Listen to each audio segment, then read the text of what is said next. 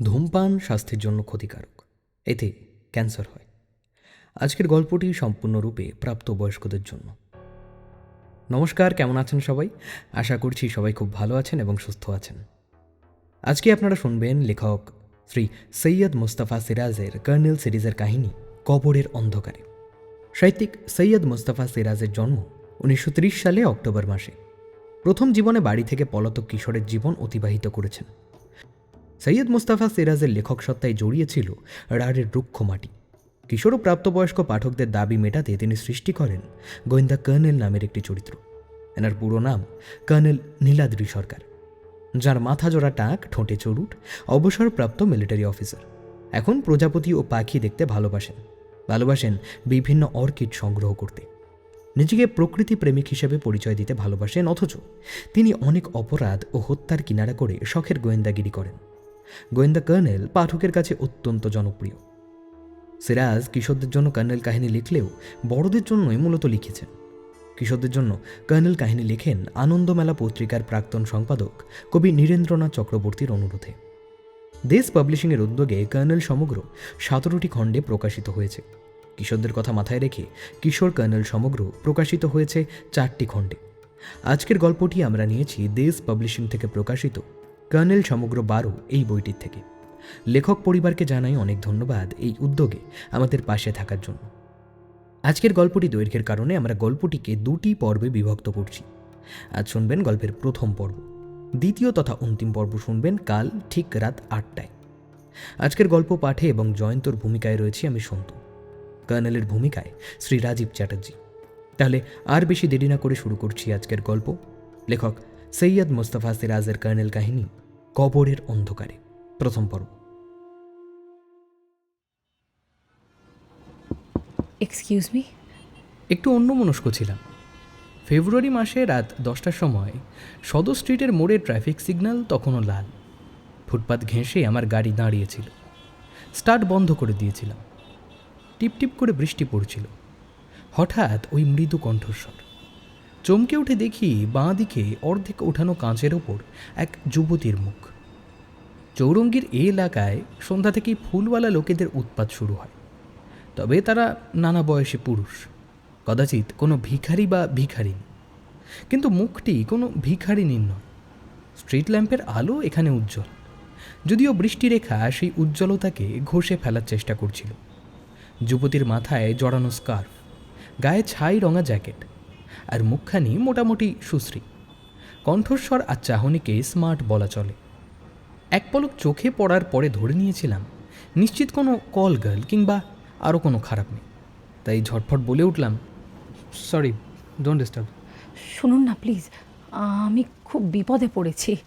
দেখুন, বিপদে অনেকেই পড়ে, বিশেষ করে রাতের দিকে। ছি, কি ভাবছেন আমাকে? আমি আসলে জানতে চাইছি আপনি কোন দিকে যাচ্ছেন। কেন? আমি পার্ক সার্কাসের ওদিকে যাব, কিন্তু ট্যাক্সি পাচ্ছি না। এদিকে বৃষ্টিও। হ্যাঁ বুঝলাম, কিন্তু বিপদটা কি? আসলে আসলে আমার বাবা হঠাৎ অসুস্থ হয়ে পড়েছেন। একটু আগে ফোনে খবর পেলাম। আমি কাছেই থাকি, তাই ট্যাক্সি না পেয়ে ছোটাছুটি করে বেড়াচ্ছি, যদি কেউ ওদিকে যায় আর আমাকে কাইন্ডলি লিফট দেয়। আপনি কোন দিকে যাবেন? পার্ক স্ট্রিট হয়ে যাব, কিন্তু এই সময় ট্রাফিক সিগন্যাল সবুজ হয়ে গেল এবং আমি আর কিছু বলার আগেই মেয়েটি ভেতরে হাত ঢুকিয়ে লক করে রাখা দরজার হাতল খুলে গাড়িতে উঠে বসল।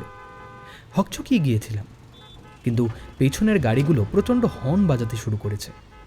অগত্যা স্টার্ট দিয়ে এগোতে হলো। এতক্ষণে লক্ষ্য করলাম মেয়েটির পরনে জিন্স, হাতে একটা মোটাসোটা হ্যান্ডব্যাগ আছে। চোখে চোখ পড়লে সে একটু হাসল।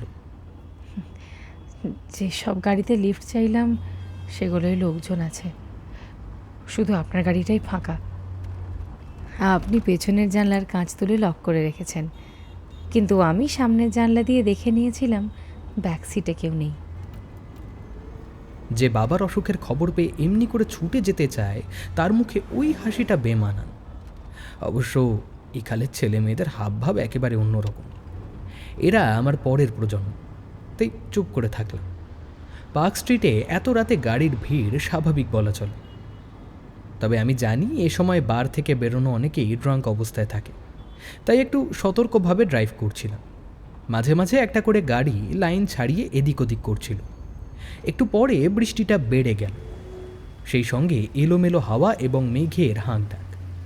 ভাইপার অন করে দিলাম। সামনের কাঁচ বৃষ্টিতে ক্রমশ ঝাপসা হয়ে উঠছিল। বিদ্যুৎ ঝিলিক দিচ্ছিল। মেয়েটি জানলার কাঁচ পুরো তুলে দিয়ে আস্তে করে বলল, এবার শীতটা সত্যি পড়বে, তাই না?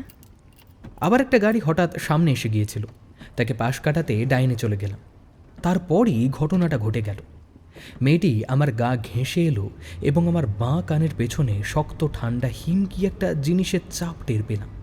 তারপর তার হুকুম কানে এলো, ডাইনের রাস্তায় চলুন। তার মানে? যা বলছি করুন। লোডেড ফায়ার আর্মস, ট্রিগারে আঙুল। নড়াচড়া করলে বাঁচবেন না। কি কি বলছেন? চুপ। ততক্ষণে সব বুঝে গেছি, কিন্তু কি আর করা যাবে। বললাম, দেখুন, আমি না বাঁচলে গাড়ি অ্যাক্সিডেন্ট করবে, আর আপনি অক্ষত থাকবেন না। আমি ড্রাইভিং জানি। বলে সে তার বাঁ হাত স্টিয়ারিংয়ে রাখল। কাজেই চুপচাপ চলুন।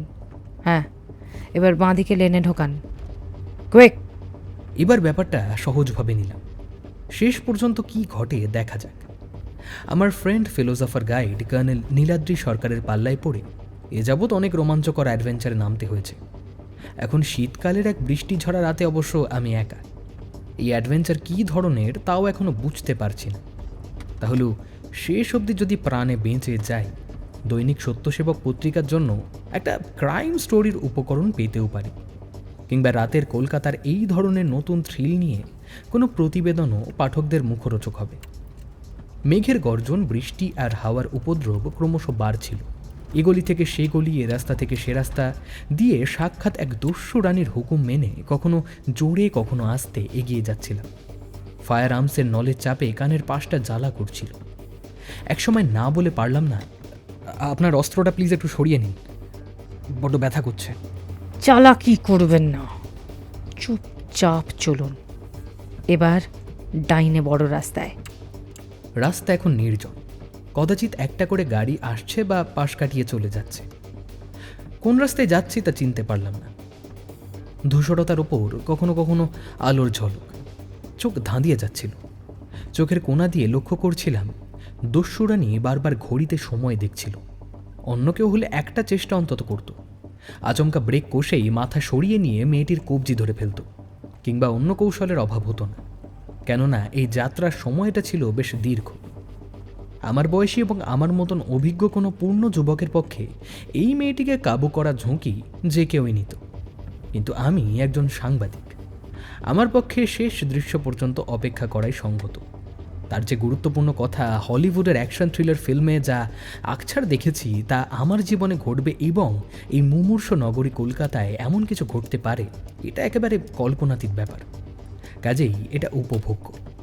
কিন্তু এই সাংঘাতিক থ্রিলারে এটুকুই আমার কাছে তেঁতো যে ভিলেন চরিত্র একটি মেয়ে এবং আমি একজন পুরুষ। মেল শোভেনিস্ট আমি নই, তবে পুরুষ তো বটে। সেই পুরুষত্বে খোঁচা খেতে খেতে আমি অস্থির, ক্রমশ ধৈর্য হারিয়ে ফেলছিলাম। একসময় ব্যাক ভিউ মিররে দেখলাম একটা গাড়ি আসছে পেছন পেছন। ইচ্ছা করে গাড়িটাকে সাইড দিলাম না। পেছনের গাড়িটা জোরালো আলো ফেলছিল, বারবার হর্ন দিচ্ছিল। পুলিশের গাড়ি হলে মন্দ হতো না, কিন্তু ততক্ষণে ফায়ার আর্মসের নল আমার কানের পাশে রীতিমতন গুঁতো মারতে শুরু করেছে, এবং সেই সঙ্গে সাপের হিস হিস গর্জনে মেশানো। সাইড দিন, সাইড দিন বলছি, সাইড দিন। গাড়িটা ডান দিকে ঘেঁষে এলো। তার ড্রাইভার হিন্দিতে কী সব খিস্তি করে তারপর এগিয়ে গেল। বললাম, বৃষ্টিতে কিছু দেখা যাচ্ছে না, আর কত দূর যেতে হবে? কোনো চালাকি নয়, সামনের গাড়িটাকে যেতে দিন। চোখ ঝলসে দিয়ে সামনের থেকে একটা গাড়ি এসে চলে গেল। পাশ দিয়ে যাবার সময় দুঃখের সঙ্গে দেখলাম একটা পুলিশ ভ্যান। কিন্তু কি আর করা যাবে, দস্যুরানীকে ক্রমশ যেন উত্তেজিত দেখাচ্ছিল। মাঝে মাঝে সে ঠোঁট কামড়ে ধরছিল। তারপর হুকুমদারি, ডাইনে, এবার সোজা বাঁদিকে। বুঝতে পারছিলাম যে বড় রাস্তা এড়িয়ে যেতে চায়, কিন্তু এটাই আশ্চর্য, কলকাতার নারী নক্ষত্র যেন তার চেনা। কিছুক্ষণ পরে বললাম, দেখুন, ড্রাইভ করতে আমার কষ্ট হচ্ছে, আমি ক্লান্ত। বেশ তো, তাড়াহুড়োর কিছু নেই, ধীরে ধীরে চলুন। কিন্তু বাইরে কারোর সঙ্গে কথা বলার চেষ্টা করলেই ট্রিগার টানবো। একটা সিগারেট খেতে পারি? চালাকি ছাড়ুন, নো টক। প্লিজ, আমার কানের পাশটা বড্ড জ্বালা করছে, অস্ত্রটা সরিয়ে নিন। বিশ্বাস করুন, আপনি যেখানে যেতে চান পৌঁছে দেবো। আবার কথা বলে? সাবধান করে দিচ্ছি, আজ আমার মেজাজটা বিগড়ে আছে, ঠিক নেই। ধমকের সঙ্গে ফায়ার আর্মসের নলের জোরালো খোঁচা খেয়ে যন্ত্রণায় উফ করে উঠলাম। স্টিয়ারিং থেকে হাত একটু সরে গিয়েছিল। দস্যুরানী বাঁ হাতে দ্রুত স্টিয়ারিং ধরে গাড়িটাকে একটা ল্যাম্প পোস্ট থেকে বাঁচিয়ে নিল। এখানে ফুটপাত সংকীর্ণ, দুধারে সারবন্দি গাছ, টানা পাঁচিল এবং মাঝে মাঝে একটা করে গেট দেখা যাচ্ছিল। রাস্তা স্বভাবত জনহীন। বৃষ্টিটা একটু কমে এসেছে, কিন্তু মেঘের গর্জন থামছে না। পশ এরিয়া বলেই মনে হচ্ছিল। রাস্তাটা পাশাপাশি দুটো গাড়ি যাওয়ার মতন চওড়া এবং এঁকে বেঁকে এগিয়েছে। কোনো গাড়ি আর দেখছি না। একটা বাঁকের মুখে পৌঁছাতেই সে বলে উঠল, ব্যাস, এখানে নামিয়ে দিন। চেঁচামেচি বা সিন ক্রিয়েট করবেন না, আমি টার্গেট মিস করি না, মাইন্ড দ্যাট। গাড়ি দাঁড় করালাম। সে আমার কানের পাশে আগ্নেয়াস্ত্রের নল ঠেকিয়ে রেখেই বাঁ হাতে দরজা খুলল। তারপর নেমে গেল এবং আস্তে বলল, ধন্যবাদ, আপনার গাড়ি ছিনতাই করার দরকার হলো না। আমি কিছু বলার আগেই সে গাড়ির পেছন দিয়ে অন্য পাশের ফুটপাতে উঠল। উঁকি মেরে দেখার সাহস হলো না। ধীরে সুস্থে একটা সিগারেট বার করে ধরালাম। রুমালে বাঁ কানের পাশটা ঘষে ড্যাশবোর্ডের আলোয় দেখে নিলাম। না, রক্ত টক্ত বেরোচ্ছে না, যদিও মনে হচ্ছিল ঠান্ডা হিম নলের গুঁতো খেয়ে রক্ত বেরোচ্ছে। কিন্তু এখানে আর থেমে থাকা উচিত নয়। সামনে কিছু দূর এগিয়ে ফুটপাতে একটা ছোট্ট দোকান চোখে পড়ল। দোকানটা পান সিগারেট। দোকানদার সবে ঝাঁপ ফেলতে যাচ্ছিল, আমাকে গাড়ি দাঁড় করাতে দেখে জিজ্ঞাসা করল, बोलिए साहब। ये कौन इलाका है भाई? ये हेस्टिंग्स है साहब। इधर कोई बड़ा रास्ता है? লোকটা আমার হিন্দি শুনে এবার বাংলায় বলল, আপনি কোথায় যাবেন? ইয়ে পার্ক স্ট্রিট। Park street? তো এদিকে কোথায় যাচ্ছেন? পথ হারিয়ে ফেলেছি। গাড়ি ঘুরিয়ে নিন সাহেব, সিধা এই রাস্তায় যান, তারপর বড় রাস্তা পাবেন, রেসের ময়দান, ভিক্টোরিয়া। তার বাকি কথায় আর কান দিলাম না। বাঁ দিকে একটা গলি দেখা যাচ্ছিল, সেখানে গাড়ি ঘুরিয়ে জোরে বেরিয়ে গেলাম। এই রাস্তায় কোনো একটা গলি দিয়ে ঢুকেছিলাম, সেটা চিনতে পারলাম না বা চেনার চেষ্টাও করলাম না। শুধু এটুকু বুঝতে পারছিলাম, সাংঘাতিক মেয়েটি আমাকে শর্টকাটে এমনভাবে এনেছে যাতে আমি এলাকাটা চিনতে না পারি। কিন্তু এখন আর ওসব কথা ভেবে লাভ নেই। রাত প্রায় 11টা বাজে। বৃষ্টি থেমে গেছে, কিন্তু বিদ্যুৎ ঝিলিক দিচ্ছে এবং মেঘের গর্জনে কানে তালা ধরে যাচ্ছে। রাস্তায় গঙ্গা এবং ময়দানের ওপরে ঠান্ডা হিম হাওয়া যথেচ্ছ দাপাদাপি করছে। পার্ক স্ট্রিটের মোড় পর্যন্ত জোরে গাড়ি চালিয়ে এসে গতি কমালাম। এলিয়েট রোডে আমার প্রাজ্ঞ বন্ধুর কাছে নিজের এই বোকামি ভরা অ্যাডভেঞ্চারের ঘটনাটা শুনিয়ে যাওয়া উচিত, কিন্তু এত রাতে ওকে বিরক্ত করাটা কি ঠিক হবে? তাছাড়া আমাকে ইস্টার্ন বাইপাস হয়ে সল্ট লেকে ফিরতে হবে। তাই সিদ্ধান্ত নিলাম সোজা নিজের ডেরায় ফেরা যাক। তারপর সকালে টেলিফোনে কথা বলে কর্নেলের অ্যাপার্টমেন্টে আসব, কারণ ঘটনাটা বেশ কিছুটা গোলমেলে। কোনো ডান পিটে মেয়ে কোথাও যাওয়ার জন্য এত বেশি নাটকীয় ঘটনা ঘটাবে কেন? ক্রমশ চাপা অস্বস্তি আমাকে পেয়ে বসছিল। ইস্টার্ন বাইপাসে পৌঁছে গাড়ির গতি বাড়িয়ে দিলাম। কলকাতায় এবার জানুয়ারিতেও তত শীত পড়েনি। ফেব্রুয়ারির এই বৃষ্টিটা শীত এনে দিল। এতক্ষণে আমার হাত স্টিয়ারিংয়ে শৈত্য টের পাচ্ছিল।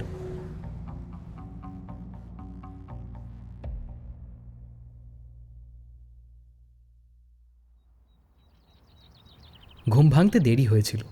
সকাল 9টা নাগাদ ব্রেকফাস্টের পর ধীরে সুস্থে কর্নেলকে টেলিফোন করতে যাচ্ছি, সেই সময় টেলিফোন বেজে উঠল এবং রিসিভার তুলেই তার গম্ভীর কণ্ঠস্বর শুনতে পেলাম। Good morning Jayanta. Morning boss. মেঘ না যাইতেই জল। আমি আপনাকে এক্ষুনি এক মিনিট। তোমার গাড়ির নাম্বার কত? একটু অবাক হয়ে নাম্বারটা বলে জিজ্ঞাসা করলাম, হঠাৎ গাড়ির নাম্বারের কথা কেন? আমার অবশ্য তোমার গাড়ির নাম্বারটা মুখস্থ, তবু যাচাই করে নিলাম। যাই হোক, তোমার জন্য একটা দুঃসংবাদ আছে। দুঃসংবাদ? মানে? তুমি বিপন্ন ডার্লিং। কি ব্যাপার বলুন তো? আচ্ছা, কাল রাতে তুমি কি হেস্টিংস এরিয়ায় গিয়েছিলে? যেতে হয়েছিল। ব্যাপারটা সাংঘাতিক। হ্যাঁ, খুবই সাংঘাতিক। ক্লিফটন রোডে একটা মার্ডার হয়েছে এবং মার্ডার? সর্বনাশ! শেষ করতে দাও কথাটা। মার্ডারার তোমার গাড়িতেই গিয়েছিল। গাড়ির নাম্বার পাশের বাড়ির দরওয়ান লক্ষ্য করেছিল। জয়ন্ত, তোমার গাড়ির নম্বরটা এমন যে দেখা মাত্র মুখস্থ হয়ে যায়। যাই হোক, পুলিশ গাড়ির মালিককে খুঁজছে। কর্নেল, কর্নেল, আমি এখনই যাচ্ছি। হ্যাঁ, আপনার আপনার আপনার সবটা শোনা দরকার। এসো, তবে গাড়িটা এনো না, ট্যাক্সি করে এসো। রিসিভার রেখে সিগারেট ধরালাম। কিছুক্ষণের জন্য গাঢ় আচ্ছন্নতা আমাকে পেয়ে বসল। তারপর ক্রমশ মরিয়া হয়ে উঠলাম। এতক্ষণে বুঝতে পারলাম গত রাতে ঘটনাটা হেস্টিংস থানায় জানিয়ে আসা উচিত ছিল। বড় ভুল হয়ে গেছে। স্রেফ বোকামির জন্য অনর্থক একটা ঝামেলায় জড়িয়ে পড়তে হবে। সমস্যা হলো পুলিশ তাদের নিজেদের পথে চলে। কর্নেল আমাকে বাঁচানোর চেষ্টা তো করবেনই, কিন্তু গত রাতের হলিউড অ্যাকশন ফিল্মের ওই এপিসোড যে প্রকৃত বাস্তব, তা পুলিশকে বোঝানো তার পক্ষেও সম্ভবত কঠিন হবে।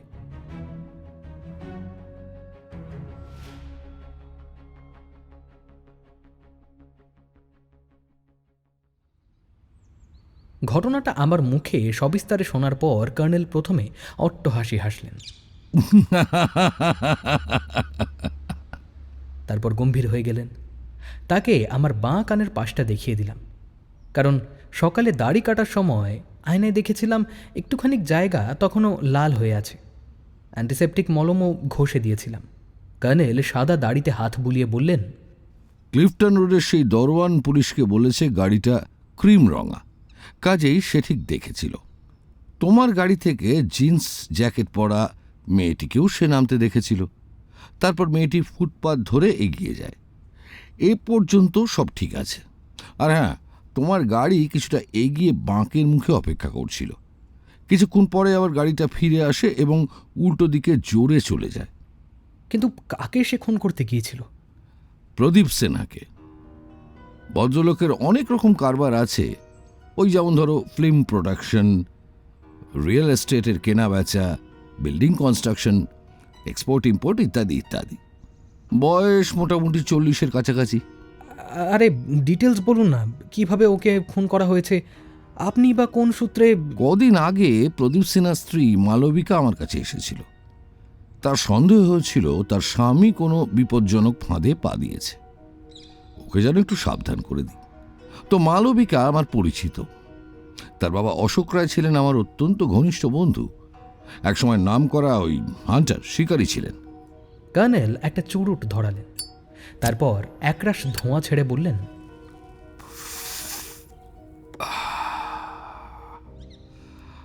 কাল রাত 12টা নাগাদ মালবিকা আমাকে ফোন করেছিল।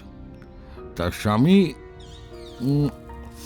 বিছানা ছেড়ে কখন নিপাত্তা হয়ে গেছেন। আমি ওকে বললাম পুলিশে খবর দাও। পুলিশ এসেছিল তা প্রায় ঘন্টাখানেক পরে। ততক্ষণে বাড়ির দারোয়ান নরবাহাদুর তার মালিকের লাশ আবিষ্কার করেছে। প্রদীপ সিনহা বাড়ির পেছনে একটা বাগানের ঝোপের পাশে কাত হয়ে পড়েছিলেন। মাথার বাঁ দিকে পয়েন্ট ব্ল্যাঙ্ক রেঞ্জে কেউ তাকে গুলি করে পালিয়েছে পেছনের দরজা দিয়ে। ওদিকে একটা কানা গলি আছে। দারোয়ান সেই মেয়েটাকে বাড়িতে ঢুকতে দেখেনি? না না, তার মানে প্রদীপ সিনহা তার জন্য বাগানের দরজা খুলে রেখে অপেক্ষা করছিলেন। পরের ঘটনা আপনি কি পুলিশ সূত্রে জেনেছেন? না গো, মালবিকা ভোর 6টায় আবার ফোন করেছিল। চোখ বুজে উনি অভ্যাস মতন ইজি চেয়ারে হেলান দিলেন।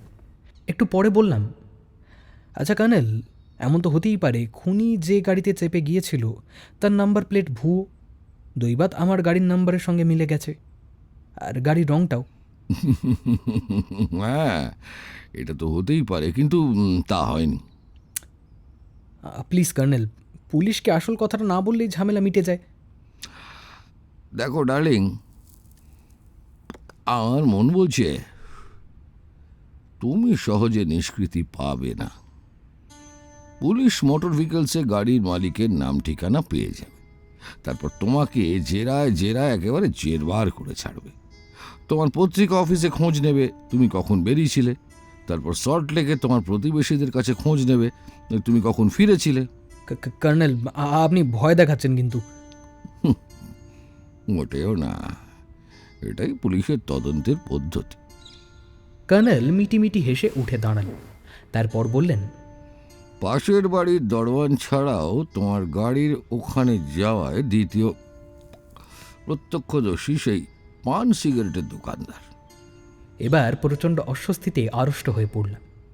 সত্যি আমি বোকার ধাড়ি। যে কোনো বাস্তব বুদ্ধিসম্পন্ন মানুষ এসব ক্ষেত্রে পুলিশকে ঘটনাটা জানাতো। আসলে কাল রাতে আমাকে যেন বিবশ করে ফেলেছিল জিন্স পরা সেই মেয়ে খুনি। আমার বোধ বুদ্ধি গুলিয়ে গিয়েছিল। কর্নেল পাশের ঘরে ঢুকে গেলেন, একটু পরে পোশাক বদলে ফিরে এলেন। চলে বেরোনো যাক। এ সময় তোমার গাড়িটা পেরে বলো ভালো হতো, কিন্তু ডার্লিং, আসলে তুমি বড় বেশি রোম্যান্টিক। যাই হোক, চলো। কোথায় যাবেন? মালবিকা সিনার কাছে। আমার যাওয়া কি উচিত হবে? যদি সেই দারোয়ান লোকটা আমাকে চিনতে পারে? দেখা যাক, এসো তো। অস্বস্তিটা সঙ্গ নিল। বড় রাস্তার মোড়ে কর্নেল ট্যাক্সি ডাকলেন। বড় বড় দেখে আসছি ওর সাহেবী বিশাল চেহারা এবং সম্ভবত সাদা দাড়ির জন্য কোনো ট্যাক্সি চালক ওকে না করে না, নাকি ওর গলা থেকে ঝোলানো বায়োনোকুলার আর ক্যামেরা দেখে ওকে বিদেশি ট্যুরিস্ট ভাবে এবং মোটা বকশিসের লোভে পড়ে যায়। ট্যাক্সি চলল কর্নেলের নির্দেশে। সেই খুনি মেয়েটার মতন কলকাতার নারী নক্ষত্র কর্নেলেরও চেনা, কিন্তু ক্রমশ আবার অস্বস্তি আমাকে আড়ষ্ট করে ফেলছিল। বললাম, মিসেস সিনহাকে টেলিফোনে জানিয়ে আসা উচিত ছিল আপনি যাচ্ছেন। আমি যাব তা মালবিকা জানে, অবশ্য কখন যাব তা বলিনি। আচ্ছা কর্নেল, যে দারোয়ান আমার গাড়ির নাম্বার দেখেছিল সে যদি আমাকে দেখে চিনতে পারে? আগে তার সঙ্গে কথা বলে যেতে চাই। বলে আমার দিকে ঘুরলেন। পাশের বাড়ির সেই দারোয়ানের দৃষ্টিশক্তি যাচাই হয়ে যাবে, তবে তোমার এতে ভয় পাওয়ার কোনো কারণ নেই। বৃষ্টির মধ্যে আবছা আলোয় দেখা কোনো মুখ মনে রাখা সহজ নয়। বুঝতে পারছি তুমি কি বলতে চাও, যে তোমাকে সঙ্গে নিয়ে এলাম কেন, তাই না? এটা তোমার মাথায় আসা উচিত ছিল যে আমি দেখতে চাই কোথায় তোমাকে গাড়ি থামাতে হয়েছিল এবং সেই মেয়েটি নেমে গিয়েছিল। এটা খুবই গুরুত্বপূর্ণ একটা পয়েন্ট। হেস্টিংস এলাকা দিনের বেলায় সম্ভবত অন্যরকম দেখাচ্ছিল। শীতটা সত্যি জাঁকিয়ে পড়েছে। বড় রাস্তা থেকে ডাইনে ঘুরে একটা ছোট্ট রাস্তায় ঢুকে কর্নেল বললেন, এটাই ক্লিফটন রোড, চিনতে পারছো কি? হ্যাঁ চিনতে পারছি, তবে মেয়েটি কোথায় আমাকে গাড়ি দাঁড় করাতে বলেছিল সেটা ঠিক চিনতে পারছি না। পারবে পারবে, পারা উচিত।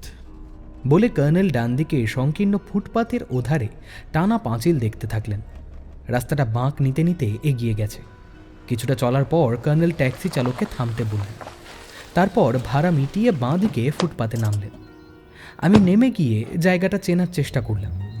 ট্যাক্সিটা আস্তে সুস্থে এগিয়ে সামনের বাঁকের মুখে অদৃশ্য হলো। রাতের রাস্তার সঙ্গে দিনের রাস্তার কোনো মিল খুঁজে পাচ্ছিলাম না, শুধু দুধারের একটা টানা উঁচু বা নিচু পাঁচিল ছাড়া। কর্নেল রাস্তা পেরিয়ে ডান দিকের ফুটপাতে গেলেন।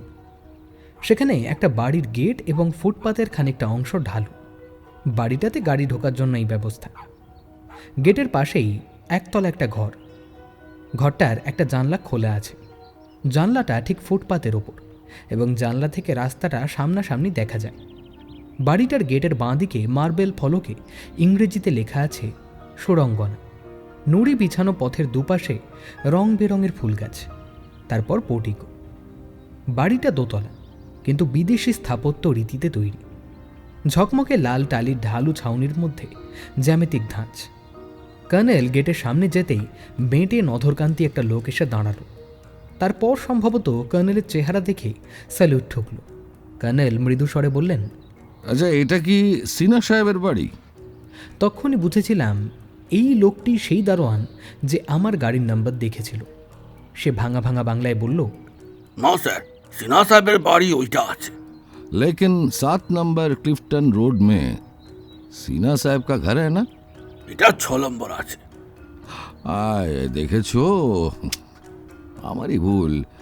বলি ये বাড়িটা কার, কিসকা ঘর है ये? মুখার্জি সাহেবের। কর্নেল মার্বেল ফলকের দিকে তাকিয়ে বললেন, সরি সরি সরি, এটা তো এস কে মুখার্জির বাড়ি, তাই না? তারপর আমার দিকে ঘুরে চোখের একটা ভঙ্গি করে বললেন, জয়ন্ত, তুমি এর সঙ্গে কথা বলতে পারো। আমি বুঝতে পারলাম না ওর সঙ্গে কি কথা বলবো, কিন্তু কর্নেলের কথা শুনে দারোয়ান সন্দিগ্ধ দৃষ্টিতে তাকিয়ে বলল, আপনারা কোথা থেকে আসছেন স্যার? নিউজ পেপার থেকে। পুলিশের কাছে খবর পেয়েছি গত রাতে প্রদীপ সিনহা নামে এক ভদ্রলোককে কে বা কারা নাকি মার্ডার করে গেছে। তো কাগজের লোকেরা পাশের বাড়ির লোকের কাছে ঘটনাটা জেনে নিতে চায়। তো তোমার নাম কি ভাই? আমি ফাগুলাল আছি স্যার। আপনারা নিউজ পেপার থেকে আসছেন? সকালে তো অনেক নিউজ পেপারের লোক এসেছিল, আপনারা দেরি করে আসলেন। জয়ন্ত, তুমি একজন রিপোর্টার, কই নোট বই বের করো, ফাগুলাল কি বলে লিখে নাও। অগত্যা পকেট থেকে একটা খুদে নোট বই বার করলাম। ফাগুলাল গেটের ফাঁকে তার মুখটা প্রায় গলানোর চেষ্টা করল, বলল, নিউজ পেপারের লোকেরা কেউ আমাকে কিছু পুছতাছ করেনি, তাহলে খাঁটি খবর পেয়ে যেত। স্যার, যে গাড়িতে খুনি এসেছিল সেটা থেমে গিয়েছিল উধার, ওইখানে। আমি জানালার ধারে বসেছিলাম, তাই গাড়ির নম্বর। আচ্ছা, রাত কটা তখন মনে আছে? 11 কি 111 হবে। হ্যাঁ, অত রাতে তুমি জানলার ধারে বসেছিলে কেন বাবা? আমার সাহেব ক্লাবে যান, আসতে বহুত রাত হয়ে যায়। তাহলে মুখার্জি সাহেবের জন্য অপেক্ষা করছিলে বলো? বলে কর্নেল আমার দিকে আগের মতন তাকিয়ে চোখের সেই ভঙ্গি করলেন। জয়ন্ত, লিখে নাও। তারপর কর্নেল ফাগুলালের দিকে ঘুরলেন। গাড়িটা এসে দাঁড়ালো, বেশ, তারপর? আগে গাড়ির নম্বর নিন। বলে সে আমার গাড়ির নাম্বার সঠিক বলে দিল। তো আমি দেখলাম গাড়ি থেকে এক লড়কি নেমে এই গেটের সামনে দিয়ে চলে যাচ্ছে। লড়কি? আচ্ছা, পরনে শাড়ি ছিল তাহলে? না স্যার, প্যান্ট ছিল, লেকিন মাথায় রুমাল বাঁধা। মুখ দেখেই চিনে নিলাম লড়কি আছে। তারপর সে কি করলো? 7 নম্বর বাড়ি আর এই 6 নম্বর বাড়ির বাউন্ডারি ওয়ালের बीच छोटा एक गली আছে, सिर्फ 3 हाथ गली। लड़की गलीতে ঘুষে গেল। তুমি এই জানলা থেকে দেখতে পাচ্ছিলে? আপনি সমঝে নিন। 7 নম্বর বাড়ির গেট আমার নজর হয়, কেন কি আপনি দেখে নিন, রাস্তা জরা সা বাঁ দিকে ঘুরেছে। হ্যাঁ, দেখলেন কি না? হ্যাঁ, ঠিক বলেছ। আচ্ছা ফাগুলাল, এবার বলো তো গাড়িটা কি করলো? गाड़ी सामने चले गल, मिनट 2-4 बाद फिर घुरे एलो और बहुत स्पीडे चले गल। আর তুমি ওই ড্রাইভারকে দেখতে পেয়েছিলে? ना सर, झूठ क्यों बोलबो। আচ্ছা, মুখার্জি সাহেব কখন ফিরেছিলেন? आधा घंटा बाद। उसके बाद এক মিনিট। তুমি গাড়িটার কথা বা মেয়েটির কথা মুখার্জি সাহেবকে বলেছিলে? তখন কেন বলবো বলুন, আর সিনহা সাহেবের কথা বলবেন না। কত লড়কি উনার বাড়িতে আনা জানা করতো, আর গাড়ি সিনেমার লোকের কারণে। তার মানে রাত্রেও? हाँ सर। তো আমার সাহেব বাড়ি ঢুকলেন, তারপরে 20 মিনিট বাদ এসে আমাকে গেট খুলতে বললেন। আমি কিছু বুঝতে পারলাম না। 1 ঘন্টা বাদ সাহেব ফিরে এলেন, আমাকে বললেন সিনহা মার্ডার হয়েছে। তো বাস আমি সাহেবকে সেই গাড়ি আর লড়কির কথা বললাম। পরে যখন পুলিশ আসলো, পুলিশকে भी বললাম। রাস্তায় মাঝে মাঝে গাড়ি এবং লোকজন যাতায়াত করছিল। কেউ কেউ সম্ভবত কর্নেলের চেহারা দেখে একটু কৌতূহলী হয়ে পড়ছিল। কর্নেল নিশ্চয়ই আঁচ করলেন ছোটোখাটো একটা ভিড় জমে উঠতে পারে। বললেন, ঠিক আছে ফাগুলাল, আমরা চলি। জয়ন্ত, এই যথেষ্ট, চলো সিনহা সাহেবের বাড়িতে যাওয়া যাক। টানা পাঁচিল এগিয়ে গেছে প্রায় 20 মিটার। তারপর সেই সংকীর্ণ গলিটা দেখতে পেলাম। গলিতে কেউ হাঁটে বলে মনে হলো না, অন্তত আপাত দৃষ্টে। কোন আমলে পিচ পড়েছিল তার একটু আধটু চিহ্ন আছে মাত্র। খানাখন্দে রাতে বৃষ্টির জল জমে আছে, এবড়ো খেবড়ো পাথর ছড়ানো। দুধারের বাড়ি থেকে গাছপালার পাতা পড়ে গলে পচে গেছে। কর্নেল গলিতে ঢুকে পড়লেন। সামনে প্রায় 25 মিটার দূরে 7 নম্বর বাড়ির গেটটা দেখা যাচ্ছিল, কিন্তু সেখানে কাউকে দেখতে পেলাম না। কর্নেল চাপা গলায় ডাকলেন। হাঁ করে কি দেখছো? চলে এসো। ওকে অনুসরণ করলাম। গলিটা বেজায় সংকীর্ণ, পাশাপাশি কোনো ক্রমে দুজন যাতায়াত করতে পারে। দুধারে মুখার্জি সাহেব এবং সিনহা সাহেবের বাড়ির পাঁচিল এখানে খুব উঁচু এবং কাঁটাতারের বেড়ায় ঘন লতাপাতার ঝালর। গলিটার অবস্থান এমন জায়গায় যেখানে একটুও রোদ পড়ে না। কর্নেল এখানে একটু ঝুঁকে আসতে বললেন। ফাগুলাল ঠিক বলেছে, মেয়েটি গলিতেই ঢুকেছিল, জুতোর ছাপও দেখা যাচ্ছে। আমি কিছু দেখতে পেলাম না। কিছুটা এগিয়ে গলিটা বাঁ দিকে ঘুরেছে এবং সামনে আর উঁচু একটা পাঁচিল। পাঁচিলে জরাজীর্ণ গাঢ় ছাপ, যেন এখনই ধসে পড়বে। কর্নেল একবার দেখে নিয়েই বলল, পুরো কবরখানা সম্ভবত। এমনও হতে পারে জায়গাটা নিয়ে মামলা চলছে। বলেই উনি থমকে দাঁড়ালেন। জিজ্ঞেস করলাম, কী ব্যাপার? কর্নেল কয়েক পা এগিয়ে গিয়ে বললেন, সে অর্থে এটা কানাগলি নয়। সামনে বটগাছটা দেখতে পাচ্ছ? তার নিচে একটা ডোবা। কর্নেলের পেছনে ছিলাম, তাই বটগাছটা বা ডোবাটা দেখতে পাইনি। এতক্ষণে লক্ষ্য করলাম বাঁ দিকে একটা বন্ধ দরজা। বললাম, এই দরজা দিয়েই তাহলে? কর্নেল ইশারায় আমাকে থামিয়ে দিয়ে হঠাৎ আবার ঝুঁকে পড়লেন।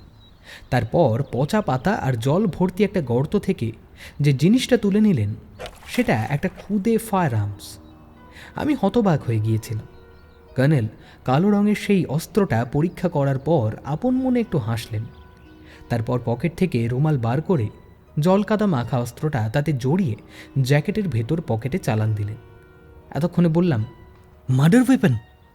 কর্নেল ঘুরে দাঁড়িয়ে মুচকি হেসে বললেন, সম্ভবত এর নলের গুঁতোয় তোমার কানের পাশটা লাল হয়ে আছে এখনো। কিন্তু পুলিশের এটা চোখে পড়া উচিত ছিল।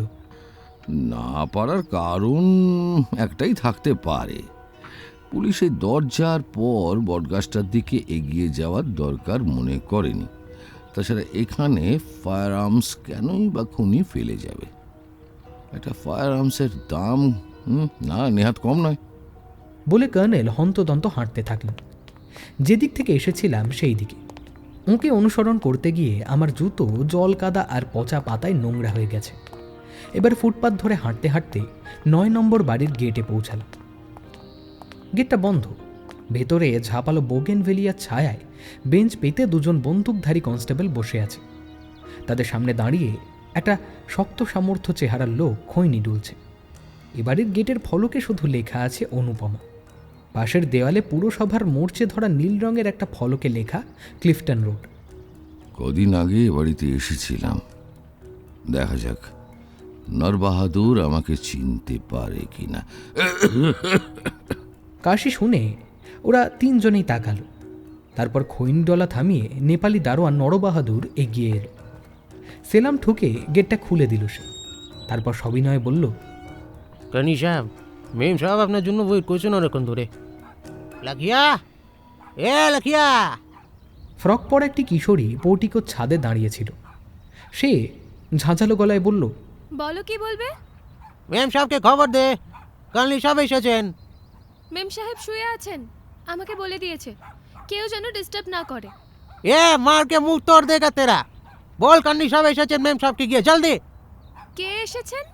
আরে বাবা, কর্নেল সাহেব, কর্নেল সাহেব। বলে সে আমাদের দিকে ঘুরল।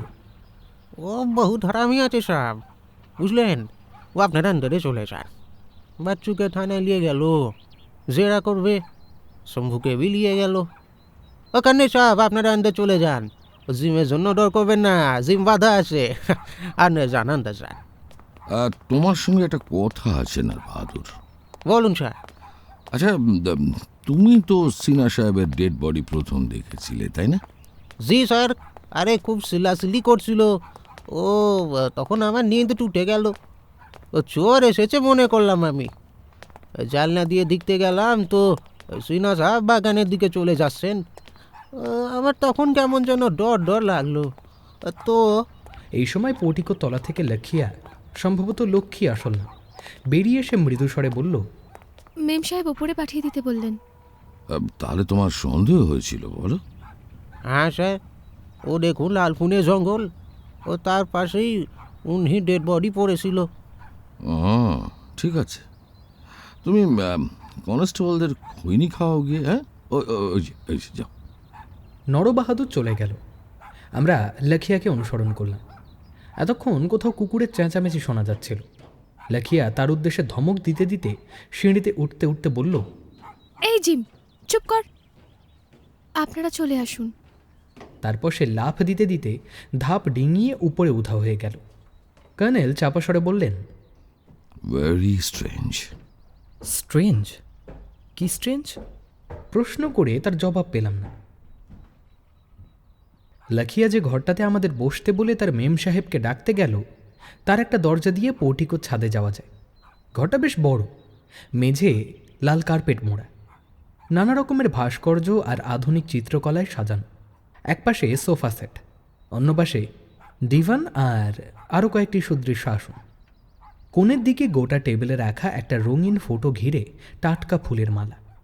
বুঝতে পারলাম ওটাই প্রদীপ সিনহার ছবি, তবে ছবিটা সম্ভবত এখনকার নয়, কারণ তার মুখে যৌবনের লালিত্য ঝলমল করছে। কর্নেলের কাছে শুনেছি তার বয়স এখন ছিল 40-এর কাছাকাছি। কর্নেল গম্ভীর মুখে বসে আছেন। এবার আমিও মৃদু স্বরে বললাম, সত্যি স্ট্রেঞ্জ। কর্নেল আমার দিকে তাকালেন, কিছু বললেন না। বললাম, মিস্টার সিনহা বা তার স্ত্রীর আত্মীয় স্বজন কাউকে দেখছি না। ব্যাপারটা অস্বাভাবিক কিন্তু, তাই না? বেশ কিছুক্ষণ পরে ভেতরের দিকের একটা দরজার পর্দা তুলে এক সুন্দরী মহিলা ঘরে ঢুকলেন। মনে হলো বিষাদের পরিমূর্তি। খোলা চুল পিঠে ও কাঁধে এলোমেলো ছড়িয়ে পড়েছে। একটু আগে স্নান করেছেন মনে হচ্ছিল। কিছুটা তফাতে আস্তে বসে তিনি কাঁপা কাঁপা স্বরে বললেন, আমাকে ক্ষমা করবেন, এখন কারোর সঙ্গে কথা বলার মতো মানসিক অবস্থা আমার নেই। তবু আপনি এসেছেন শুনে। তুমি আজ ভোরে যখন ফোন করে সব জানালে, তখন আমি আসবো তো বলেছিলাম। হ্যাঁ, কিন্তু এত দেরি করলেন কেন কর্নেল? আসলে আমার ইচ্ছে ছিল প্রদীপের ডেড বডিটা অন্তত আপনি এসে দেখবেন। বাবার কাছে শুনেছিলাম আপনার চোখে নাকি কিছুই এড়িয়ে যায় না। পুলিশের চোখে কি কিছু এড়িয়ে গেছে বলে তোমার ধারণা? হ্যাঁ, জানি না। আমার উপর তোমার অভিমান হতেই পারে, কিন্তু আমি তো অন্তর্যামী নই। তোমার স্বামী কোনো ফাঁদে পা দিয়েছেন এবং তার ক্ষতি হতে পারে বলে তোমার আশঙ্কা ছিল। কিন্তু সেদিন যখন তোমার কথা মতো এ বাড়িতে এলাম, তখনও তুমি আমার প্রশ্নের উত্তরে তেমন কোনো সূত্র দিতে পারলে না। এখন আমি কয়েকটা কথা স্পষ্ট উত্তর চাই। বলুন। তোমার সঙ্গে মিস্টার সিনহার দাম্পত্য সম্পর্ক কেমন ছিল? আমি ওকে বাবার ইচ্ছের বিরুদ্ধে বিয়ে করেছিলাম, তা তো আপনি জানেন। জানি। আমার দিক থেকে সম্পর্ক ভালো রাখার কোনো ত্রুটি ছিল না, যদিও প্রদীপ পরে আমাকে অকারণেই ভুল বুঝেছিল। বলছি, খুলে বলতে আপত্তি আছে? না, আপত্তি নেই, মানে। বলে মালবিকা একবার আমার দিকে তাকালেন। কর্নেল বললেন, হ্যাঁ, আলাপ করিয়ে দেওয়া উচিত ছিল আমার বিশেষ স্নেহভাজন বন্ধু জয়ন্ত চৌধুরী, দৈনিক সত্যসেবক পত্রিকার সাংবাদিক। তুমি সব কথা স্বচ্ছন্দের সামনে বলতে পারো। ও, প্রদীপের ফিল্ম প্রোডাকশন কোম্পানির কথা তো আপনাকে আগেই বলেছিলাম। অনেক খারাপ মেয়েও এই লাইনে থাকে। খারাপ অর্থে আমি বলতে চাইছি ক্যারিয়ারিস্ট। ক্যারিয়ারের স্বার্থে তারা নিজেদের, না থাক ওসব কথা। প্রদীপের একটা ফিল্ম ফ্লপ করে গিয়েছিল, অনেক টাকার ব্যাপার, অথচ গত মাসে আবার একটা ছবি করার জন্য ও মেতে উঠেছিল। তারপর জানতে পারলাম চিত্রা দত্ত নামে এক উঠতি নায়িকা ওকে তাতিয়েছে। কি সূত্রে জানতে পারলে? এ বাড়িতে মেয়েটি প্রায়ই আসতো। প্রদীপ ফর্মালি আলাপও করিয়ে দিয়েছিল, কিন্তু আমি প্রদীপকে নিষেধ করতাম। প্রদীপ ভাবতো আমি ওর চরিত্র সম্পর্কে সন্দেহ করছি। এ নিয়ে মাঝে মাঝে দুজনের প্রচণ্ড তর্ক বিতর্কও হচ্ছিল, কিন্তু না, ওটা কিন্তু তর্ক বিতর্কই, ঝগড়া নয়। আমি আসলে ওকে বোঝাবার চেষ্টা করতাম মেয়েটা ওকে এক্সপ্লয়েট করতে চাইছে। এক মিনিট। তুমি ফোনে বলেছিলে পুলিশ জানতে পেরেছে গত রাতে নাকি একটি মেয়ে এসে তোমার স্বামীকে মার্ডার করে গেছে। মালবিকা ঠোঁট কামড়ে ধরলেন। এই সময় লাখিয়া আমাদের জন্য ট্রেতে কফি নিয়ে এলো।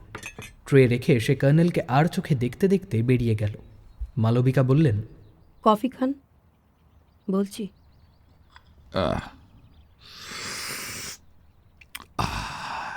হ্যাঁ বলো। চিত্রা দত্ত যতবার এ বাড়িতে এসেছে সঙ্গে একটা মেয়েকে দেখেছি। চিত্রা নিজে গাড়ি চালিয়ে আসতো, আর ওই মেয়েটি পোর্টিকোর নিচে গাড়ির কাছে দাঁড়িয়ে থাকতো। চিত্রার সঙ্গে আমি প্রথম থেকেই সেরকম কিছু কথাবার্তা বলতাম না। এ ঘরে প্রদীপের সঙ্গে বসেও কথা বলতো। আমি হ্যাঁ স্বীকার করছি, আড়ি পেতেছি।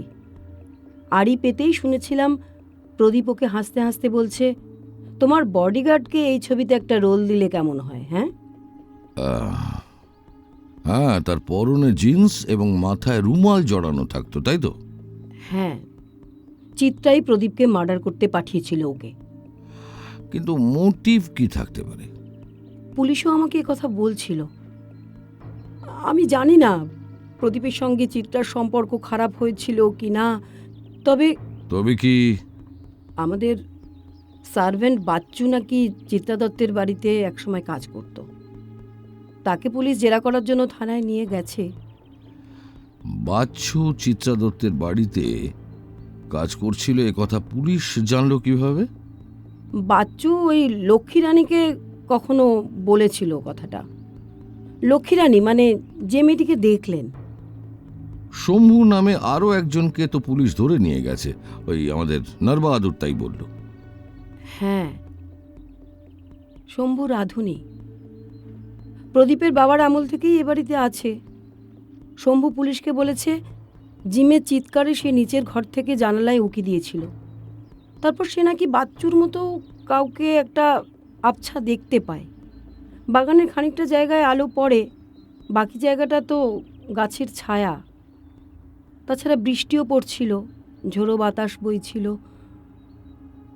শম্ভু সম্ভবত চিত্রা সেই বডিগার্ডকে দেখে বাচ্চু বলে ভুল করেছিল, কিন্তু পুলিশ ওকে আরও জেরা করবে। বাচ্চু বা শম্ভু কেউ গুলির শব্দ শোনেনি? না, আমিও শুনতে পাইনি। আসলে মেঘ ডাকছিল তো মাঝে মাঝে। তুমি গত রাতে 12টা নাগাদ আমাকে ফোন করেছিলে, রাইট? গত রাতে এই ধরুন 10টা, সোয়া 10টা, হ্যাঁ এরকম নাগাদ আমি ঘুমিয়ে পড়েছিলাম। কি একটা শব্দের ঠিক জানি না, হঠাৎ না ঘুমটা ভেঙে গেল। ইদানিং প্রদীপ সম্পর্কে আমার খুব অস্বস্তি আর আতঙ্ক হচ্ছিল, তাই টেবিল ল্যাম্প জেলে দেখি ও বিছানায় নেই। প্রথমে ভাবলাম হয়তো বাথরুমে গেছে, কিন্তু আধ ঘন্টা কেটে গেল।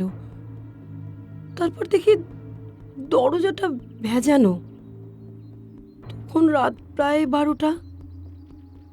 বেলের সুইচ টিপে নরবাহাদুরকে ডাকলাম, তারপর আপনাকে ফোন করলাম। কেন জানি না সেই মুহূর্তে আপনার কথা খুব মনে পড়ছিল। মালবিকা একটু ঝুঁকে 2 হাতে মুখ ঢাকলেন।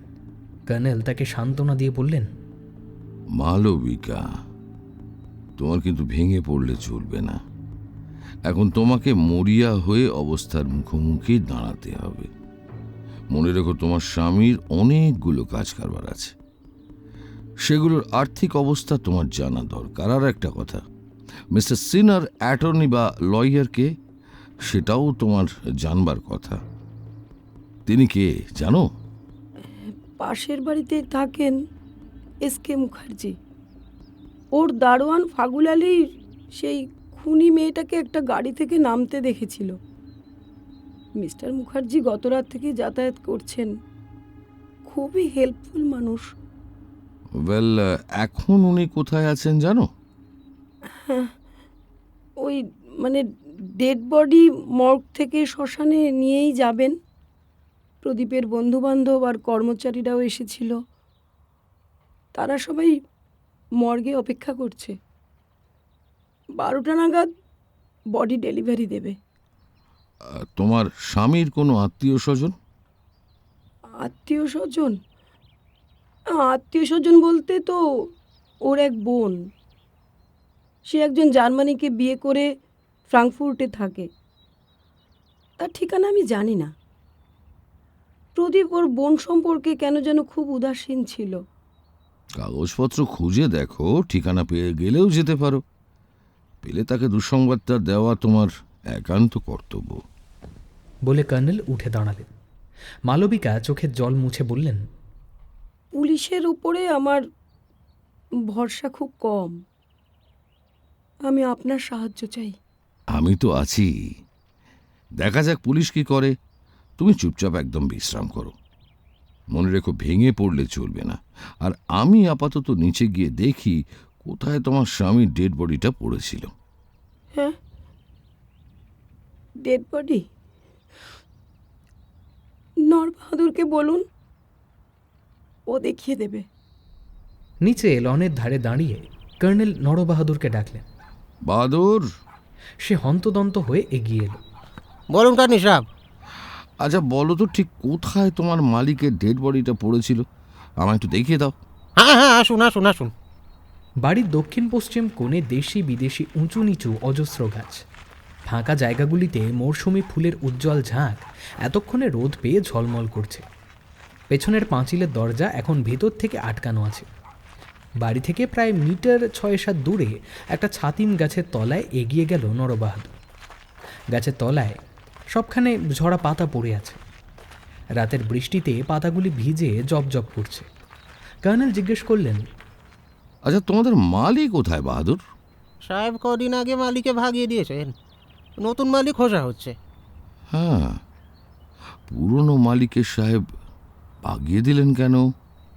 বহুত হারামি ছিল স্যার। লকিয়াকে খারাপ খারাপ কথা বলেছিল, রুপিয়ার লালচ দেখিয়েছিল। বহুত হারামি। কর্নেল নিচের দিকে দৃষ্টি রেখেছিলেন। সম্ভবত কোনো সূত্র খুঁজছিলেন। শুধু বললেন, নরবাহাদুর সামনে ফাঁকা এক টুকরো জায়গায় কেয়ারি করা ঘন রঙ্গনা ফুলের শাড়ির কাছে গিয়ে বলল, এই যে এখানে দেখুন স্যার। হ্যাঁ, ওই যে দেখুন। হ্যাঁ, গাছের উপরে কাত হয়ে পড়েছিল সাহেব। ও পুলিশ আমাকে পানি দিয়ে বললো সাফা করে দিতে, তখন করলাম। লেকিন अभी भी খুনের দাগ দেখতে পাবেন। ও পানির পাইপ টেনে ফিরে সাফা করতে হবে। ও বহুত কাম বাকি আছে। একটু তফাতে দাঁড়িয়েছিলাম। অস্বস্তিটা আবার আমাকে পেয়ে বসেছে। কর্নেল হাঁটু মুড়ে বসে ঘাস পরীক্ষা করছিলেন।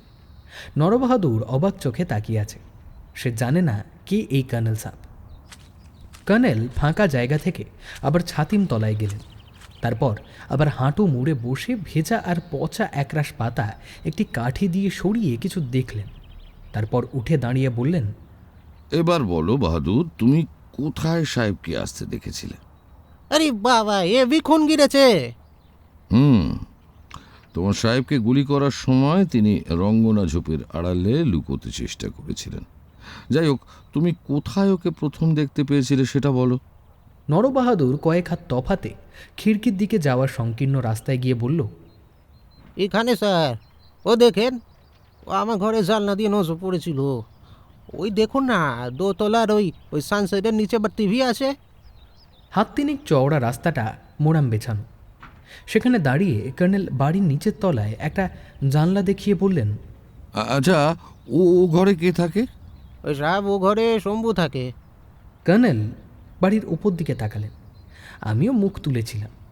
সেই সময় চোখে পড়ল লাখিয়া একটি জানলা থেকে আমাদের দেখছিল। চোখে চোখ পড়া মাত্র সরে গেল। কর্নেল নিভে যাওয়া চুরুটটা লাইটারে ধরিয়ে নিয়ে বললেন, তোমার সাহেবের পরনে কি পোশাক ছিল বাহাদুর? নাইট ড্রেস ছিল। কর্নেল খিড়কির দরজা পর্যন্ত গিয়ে তারপর ফিরে এলেন। বললেন, ওই যে দরজাটা খোলা আছে না, প্রথমে কে দেখেছিল? ওই সাহেব পুলিশ আসলো, তারপরে দেখলো সব। তার মানে তোমরা কেউ লক্ষ্য করনি, তাই তো?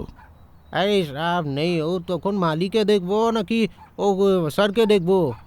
একসাথ এতগুলো কাম কি করে করবো বলেন তো? কর্নেল হঠাৎ নরবাহাদুরের কাঁধে হাত রেখে চাপা স্বরে বললেন, তোমার সাহেবকে কে মার্ডার করতে পারে বলে তোমার মনে হয়? ও সাহেব আমি কেমন করে জানবো? লেকিন ও 4 নম্বরের বাড়ির দরওয়ানজি আছে না, ফাগুলাল, ও তো খুনিকে দেখেছিল। বাহাদুর, তোমার সাহেবের কাছে সিনেমার মেয়েরা আসতো, সেটা তুমি নিশ্চয়ই জানো। আরে হ্যাঁ সাহেব, বাচ্চুকে আমি भी বলেছিলাম। এখন যে হিরোইন জানা আনা করে, বাচ্চু তো তার কাছে নকরি করতো। আমি বললাম নকরি ছোড় क्यों दिया রে? তো বাচ্চু বলল আমাকে রাখলো না তো কি করব স্যার। এই সেই হিরোইন মালিককে বলেছিল যে বাচ্চুকে নিয়ে নিন, আমার আর নৌকারের কোনো দরকার নেই। তখন সিনা সাহেব বাচ্চুকে নিয়ে নিল। ও সাহেব আমি পুলিশকে এসব জানিয়েছি সাহেব। কর্নেল শম্ভুর ঘরের সেই জানলার নিচে গিয়ে দাঁড়ালেন। কি দেখলেন উনিই জানেন। তারপর পা বাড়িয়ে বললেন, আচ্ছা বাহাদুর, তোমার সাহেবের সব মিলিয়ে কখানা গাড়ি আছে? 2 কার আছে সাহেব, মেম সাহেবের একটা আর উনির একটা। ড্রাইভার আছে নিশ্চয়ই? মেম সাহেব নিজে ড্রাইভ করে। ওই সিনা সাহেবের ড্রাইভার আছে জগদীশ, ওই সে বডির সাথে শ্মশানে যাবে, ও সুবামে চলে গেছে। গাড়ির গ্যারাজ তো ওপাশে, পেছন ঘুরেও যাওয়া যায় দেখছি। হ্যাঁ স্যার। কর্নেল বাড়ির সামনে গিয়ে পোর্টিকোর তলায় দাঁড়ালেন। ওখান থেকে বাড়ির উত্তর দিকে গ্যারাজ ঘর দেখা যাচ্ছিল। গড়ার দেওয়া গেটে তালা আঁটা আছে। ভেতরে একটা সাদা আর একটা লাল রঙের গাড়ি দেখা যাচ্ছিল। নরবাহাদুর উদ্বিগ্ন মুখে কর্নেলের দিকে তাকিয়েছিল। বুঝতে পারছিলাম এই কর্নেল সাহেব কেন এত সব খোঁজ খবর নিচ্ছেন সে বুঝতে পারছে না। কর্নেল তার দিকে ঘুরে বললেন, ঠিক আছে, আপাতত আমি চলি বাহাদুর। নরবাহাদুর ওকে কিছু জিজ্ঞেস করতে গিয়ে থেমে গেল। নুড়ি বিছানো পথে আমাদের আগে হেঁটে গিয়ে সে গেট খুলে দিল। সশস্ত্র কনস্টেবল দ্বয় কর্নেলের দিকে তাকিয়ে রইল। ফুটপাতে গিয়ে কর্নেল বললেন, এখানে ট্যাক্সি পাওয়ার সম্ভাবনা কম। চলো, ওই গলিটা দিয়ে বেরিয়ে একটা বড় রাস্তা পাবো। রাস্তা পেরিয়ে উল্টো দিকের গলিতে ঢুকলাম। গলিটার দুধারে পাঁচিল এবং একটা করে বাড়ি। প্রতিটি বাড়ি যে বিত্তবানদের তা স্পষ্ট। হাঁটতে হাঁটতে জিজ্ঞেস করলাম, আচ্ছা আপনি সিনহা সাহেবের বাড়ির সিঁড়িতে ওঠার সময় আশ্চর্য বলেছিলেন, তখন জবাব দেন, এখন দিতে আপত্তি আছে? তোমারও চোখে পড়া উচিত ছিল। কি? লাখিয়া মানে লক্ষ্মী রানীকে। কেন? বাড়িতে এমন একটা সাংঘাতিক ঘটনা ঘটেছে, অথচ সে নির্বিকার। তাছাড়া একটা 18-19 বছরের মেয়ে ফ্রক পরে থাকে। আপনি তাও লক্ষ্য করেছেন? বৃষ্টির পর আজ বেশ ঠান্ডা পড়েছে দেখো, অথচ আজ সোয়েটার পরেনি, হাত কাটা ফ্রক। খ্রিশ্চান মেয়ে হতে পারে। খ্রিস্টান মেয়েরা ও ধরনের ফ্রক পরে না, আর কপালে টিপও পরে না। আপনি ওকে সন্দেহের তালিকায় রেখেছেন, এই তো। কর্নেল কোনো কথা বললেন না। বেশ কিছু দূর চলার পর একটা বড় রাস্তা পাওয়া গেল। একটা ট্যাক্সি যেতে যেতে যেন কর্নেলকে দেখি গতি কমালো। আমরা ট্যাক্সিতে উঠলাম।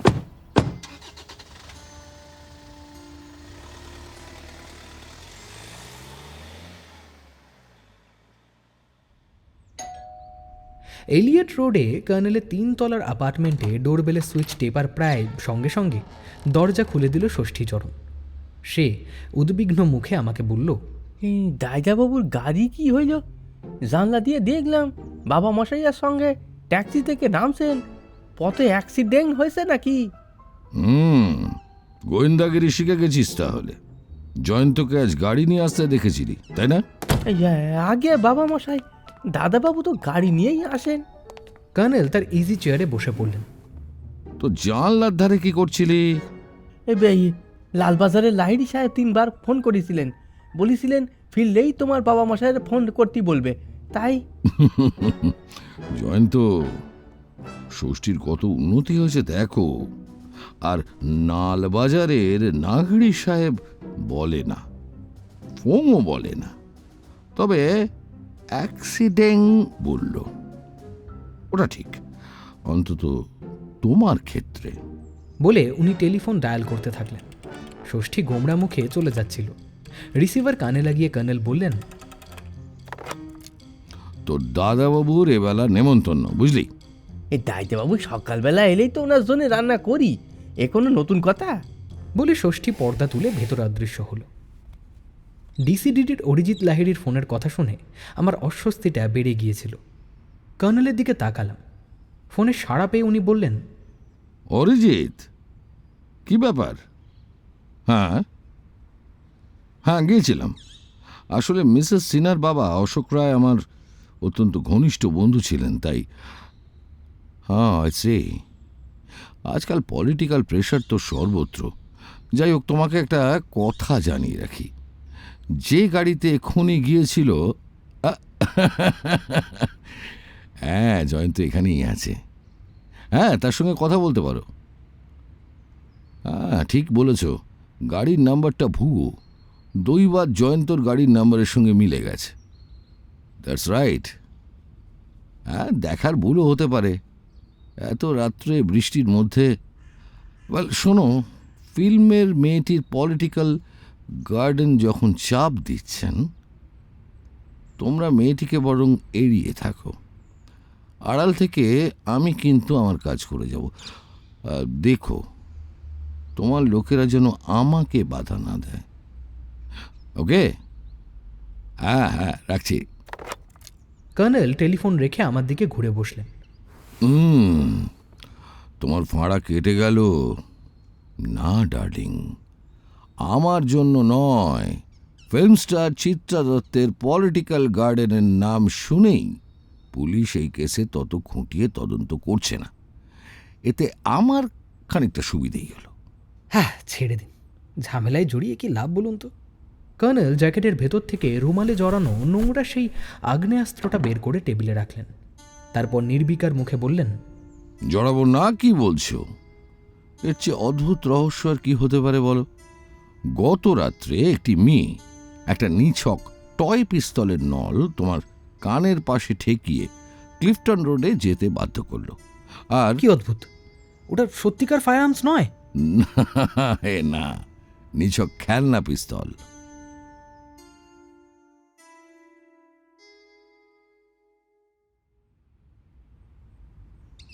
খাওয়ার পর কর্নেল ড্রয়িং রুমে ইজি চেয়ারে হেলান দিয়ে বসেছিলেন, মুখে চুরুট, চোখ বন্ধ। আমি ডিভানে গড়িয়ে নিচ্ছিলাম। আজ ভাত ঘুমটা এলোই না। যতবার ভাবছি একটি মেয়ে নিছক খেলনার পিস্তল আমার কানের পাশে ঠেকিয়ে বৃষ্টি ঝরা শীতের রাতে আমাকে ইচ্ছে মতন ক্লিফটন রোডে যেতে বাধ্য করেছে, ততবার নিজের উপরে খাপ্পা হচ্ছি। কিছুক্ষণ পরে প্রশ্নটা আমার মাথায় এসে গেল। ডাকলাম, কর্নেল। বলো। দেখুন, চিত্রা দত্তের বডিগার্ড মেয়েটি প্রদীপ সিনহাকে খুন করেনি, কারণ টয় পিস্তলে কাউকে খুন করা তো যায় না। নয়, আপনি ব্যাপারটা ভেবে দেখুন।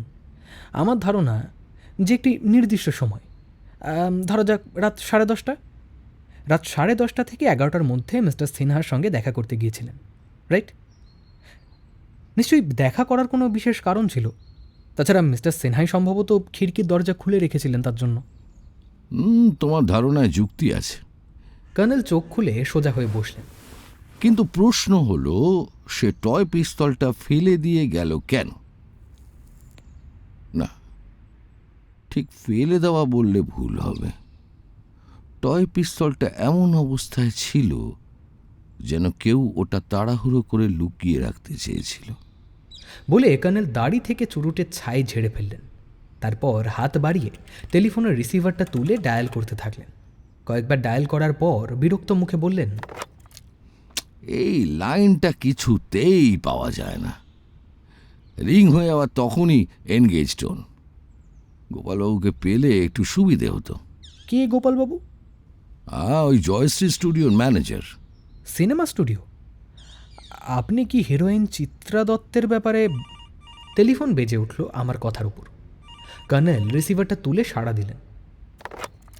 হ্যাঁ, বলছি। কি ব্যাপার বলো। লুনা এসকর্ট সার্ভিস থেকে? হ্যাঁ, বুঝতে পারছি, কিন্তু নামটা বলেনি।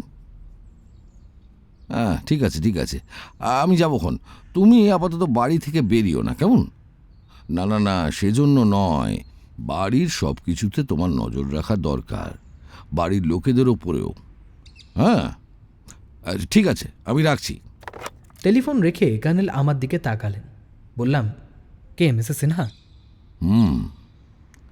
লুনা এসকর্ট সার্ভিস নামে একটা সিকিউরিটি এজেন্সি থেকে মালবিকাকে ফোন করেছিল। ব্যাপারটা ক্রমে স্পষ্ট হচ্ছে। বলে কর্নেল ফোন গাইডের পাতা উল্টাতে থাকলেন। বললাম, ব্যাপারটা কি? ওরা জানতে চাইছিল মিসেস চিত্রা দত্ত ওখানে আছেন কিনা। কর্নেল ফোন গাইডের একটা পাতায় চোখ বুলাতে বুলাতে বললেন, চিত্রা দত্ত ওদের একজন লোক নিয়েছিলেন।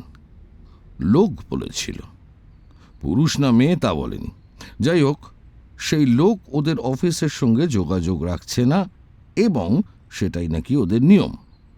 ওরা জানে না প্রদীপ সিনহা খুন হয়েছেন? মালবিকার ধারণা ওরা এ খবরটা জানে না।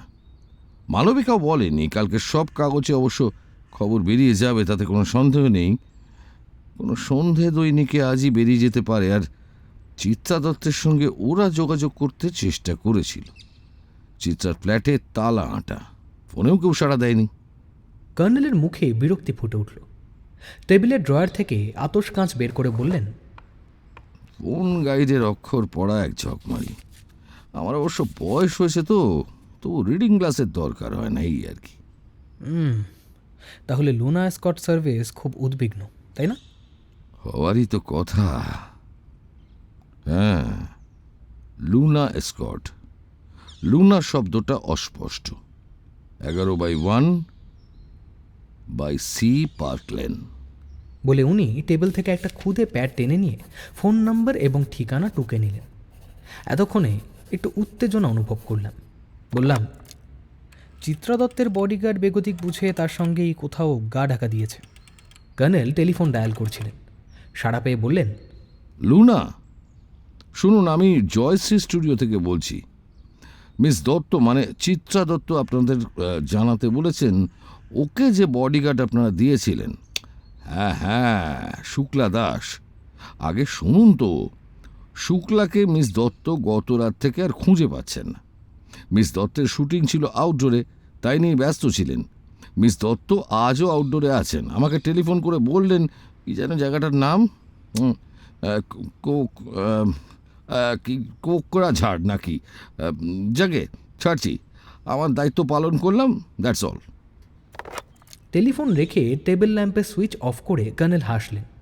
তারপর ঘড়ি দেখে হাঁক দিলেন, ষষ্ঠী, আমি বেরুবো, একটু কফি খাইয়ে দে বাবা। আচ্ছা কর্নেল, মেয়েটির নাম শুক্লা দাস?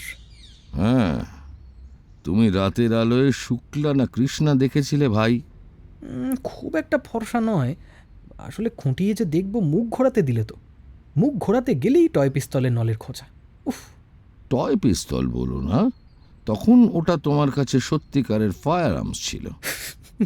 কি বিচ্ছিরি অপমান বলুন দেখি।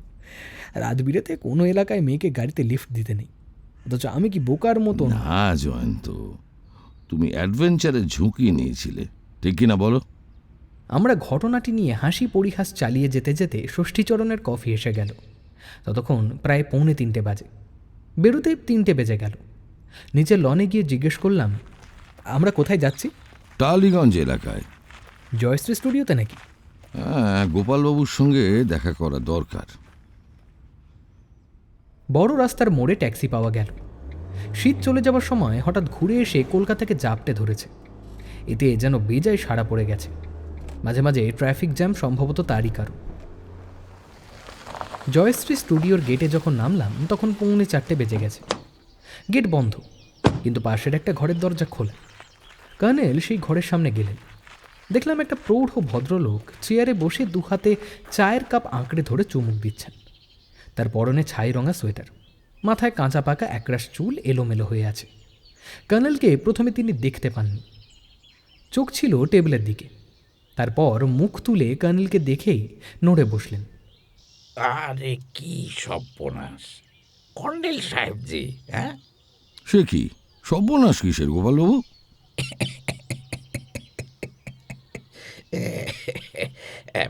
বসুন বসুন বসুন।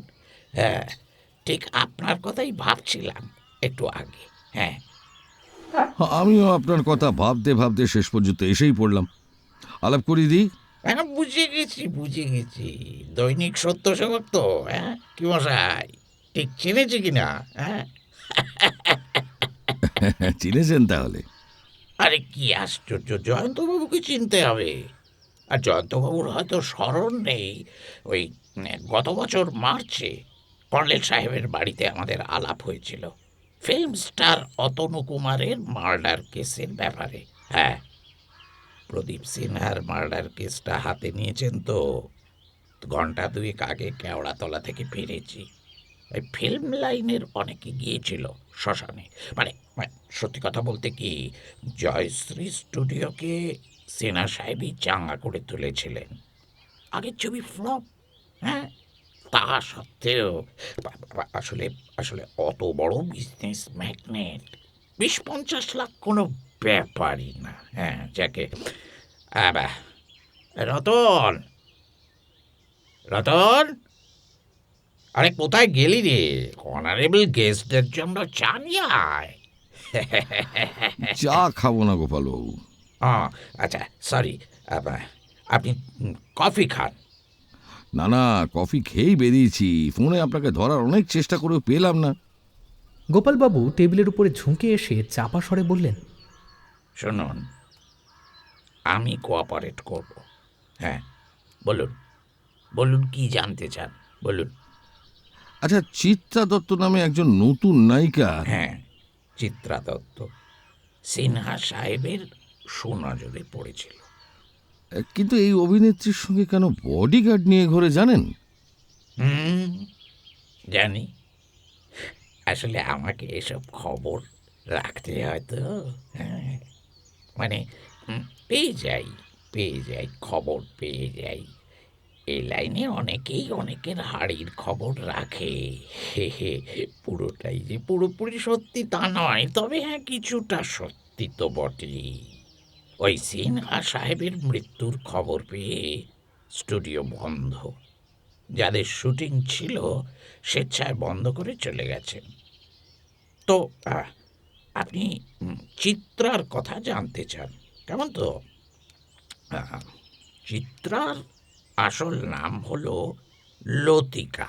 হ্যাঁ, দমদম এরিয়ায় বিয়ে হয়েছিল, তবে বিয়ের আগে থেকেই ওই যাত্রা থিয়েটারে অভিনয় করত। তারপর কিভাবে যেন এই ফিল্ম লাইনে এসে যায়, এই এই এই অংশটুকু অবশ্য আমার ভালো করে জানা নেই। শুধু যেটুকু জানি সেটা হলো যে তখন তার বিয়ে হয়ে গেছে। হাজব্যান্ড নাকি কোনো একটা অফিসে চাকরি করে। তার প্রচণ্ড আপত্তি ছিল, যেমন হয় আর কি। তখন লতিকা ডিভোর্সের মামলা করেছিল। তা পেয়েও যায়, ডিভোর্স পেয়েও যায়, কিন্তু সেই লোকটা ওর পেছনে গুন্ডা লাগায়। আর তাই শেষ অবধি ওই ওই বডিগার্ডের ব্যবস্থা করে দেন সিনহা সাহেব। আচ্ছা, আমি শুনেছি চিত্রার পেছনে কোনো একজন প্রভাবশালী রাজনৈতিক গার্জেন আছেন। আপনি জানেন? আরে জানবো না কেন? ফিল্ম লাইনে কয়েকটা ট্রেড ইউনিয়ন আছে, সেগুলো সাধারণ কর্মী আর টেকনিশিয়ানদের। তা একটা ইউনিয়নের এখন বেশ বেশ দাপট।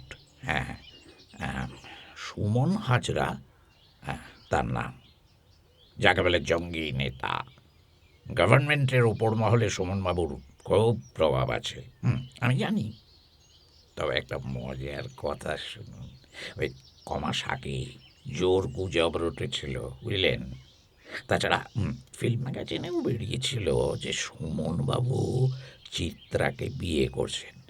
আসলে কি জানেন তো, চিত্রা ভীষণ ভীষণ ক্যারিয়ারিস্ট টাইপের মেয়ে, খুব মেজাজি। একটুখানি নাম হতে না হতেই একেবারে দর হাঁকতে শুরু করেছে। হ্যাঁ, এদিকে সিনহা সাহেব খুন হয়ে গেলেন। আমার তো সন্দেহ হচ্ছে ওই চিত্রার হাজবেন্ড ব্যাটার ছেলেই বোধহয় খুন করেছে। আর এরপর ভগবান না করুন চিত্রার পড়াতে কি আছে কে জানে। হ্যাঁ, চিত্রাকে এখন কোথায় পাওয়া যাবে বলতে পারেন? হ্যাঁ, ও ওই আমার পরশু একবার এসেছিল, শুটিং ছিল না, ডিরেক্টর রানা গাঙ্গুলির সঙ্গে আড্ডা দিচ্ছিল দেখেছি, তারপর আর দেখিনি। হ্যাঁ, আশ্চর্য, কেওড়াতলাতেও তো তাকে দেখলাম না। সর্বনাশ, এই লোকটা চিত্রাকেও মেরে গুম করে ফেলানি তো? এ দেখো কাণ্ড, এই টেলিফোনটা দুদিন থেকে খারাপ। ওর ফ্ল্যাটে একবার খোঁজ নেওয়া উচিত। আচ্ছা, আমাকে একটু ঠিকানাটা লিখে দিন তো গোপালবাবু। গোপালবাবু ড্রয়ার থেকে এক টুকরো কাগজ বার করে ঠিকানা লিখে নিলেন। নিন, ফোন নাম্বারও দিলাম। হ্যাঁ, এই যে এই নাম্বারটায় টিক মেরে দিয়েছি, এটা ওর প্রাইভেট নাম্বার, ফোন গাইডে পাবেন না।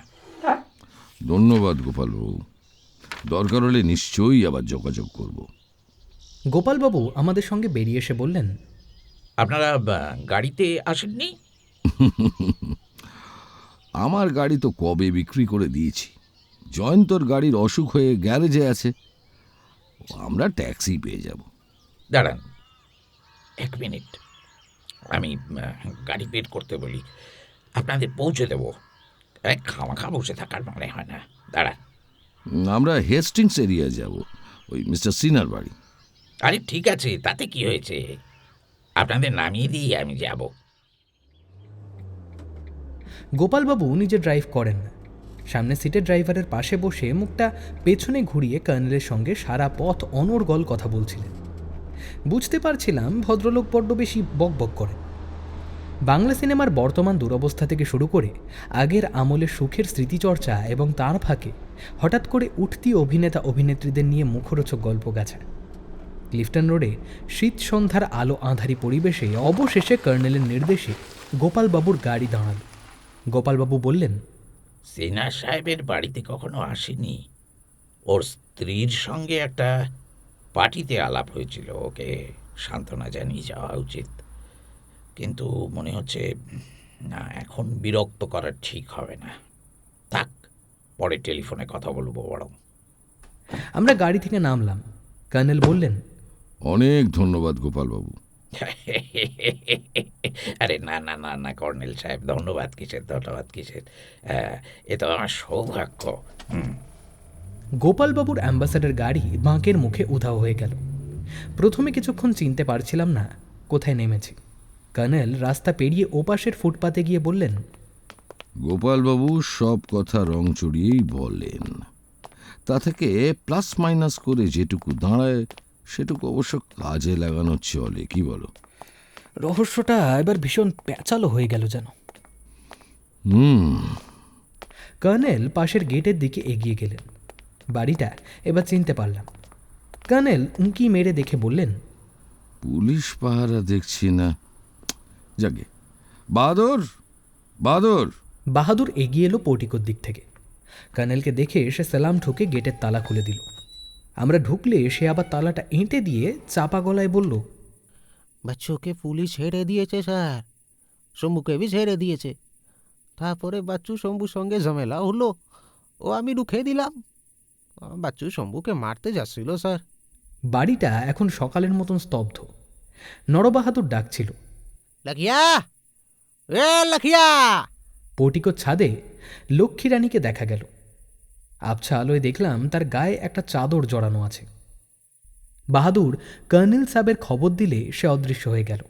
নরবাহাদুর আমাদের নিচের হল ঘরে পৌঁছে দিয়ে চলে যাবার পর সিঁড়ির ওপর থেকে লাখিয়া বলল, মেম সাহেব আপনাদের আসতে বললেন।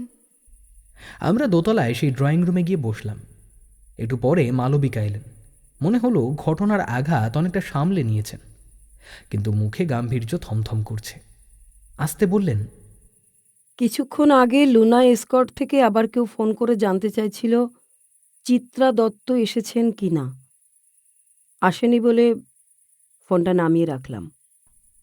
চিত্রার বডিগার্ডের নাম জানতে পেরেছি, শুক্লা দাস।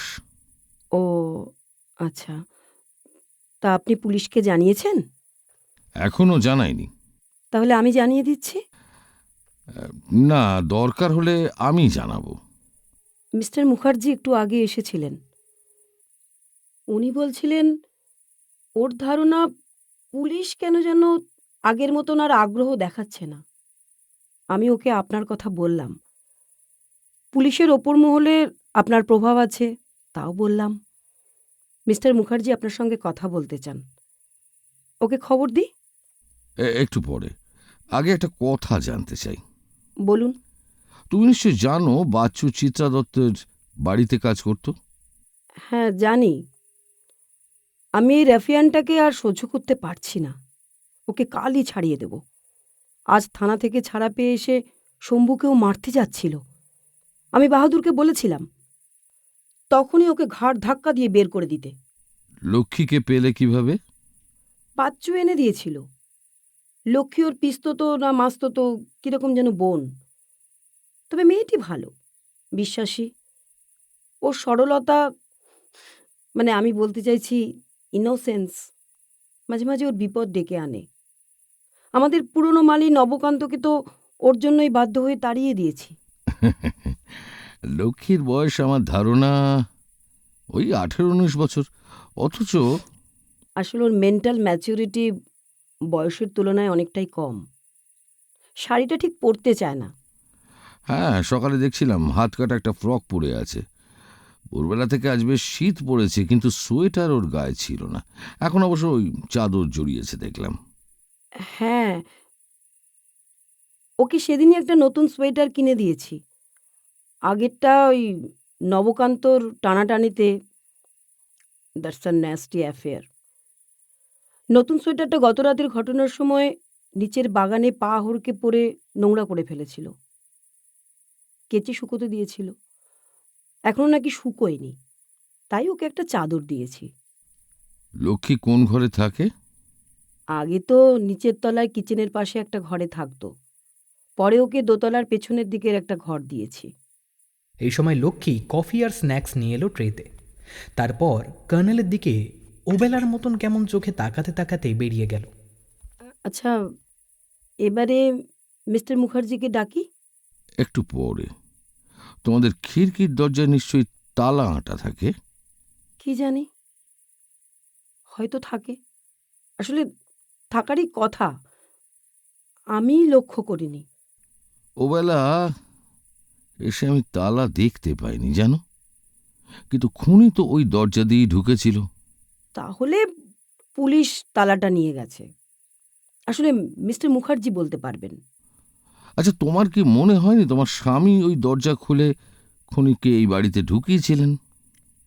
হ্যাঁ, আগে থেকে অ্যাপয়েন্টমেন্ট করা ছিল।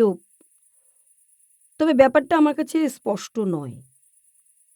প্রদীপের কাজকর্মের অনেক কিছুই আমি জানি না, আর জানবার চেষ্টাও করিনি কখনো।